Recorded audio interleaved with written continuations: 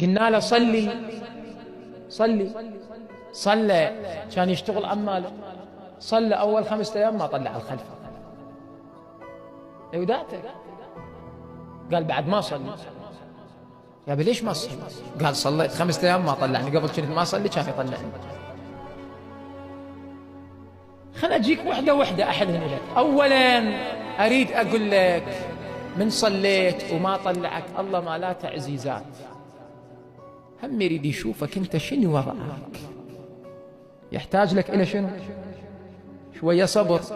تدري الله شلون يسويها وياك؟ هذا قلاص الماي قطرة تطيح منه بالبداية، يشوفك تصبر، تمد ايدك إلى بعدك تتوسل تتضرع تقول له رب اعطيني، القطرات شوية يزودهم عليك. ولا يا مولانا شافك من الصابرين انه بشي يسوي للكاك؟ يفتحه. ودعتك ومن يتق الله وش يسوي له؟ ويرزقه من حيث لا يحتسب. والله يفرها إلك فر ما تدري بيها منين يجيبها، شلون يحطها، يسنعها في ليلة وضحاها، يغير حالك من حال إلى حال. بس ايش يحتاج لك؟ شوية علاقة.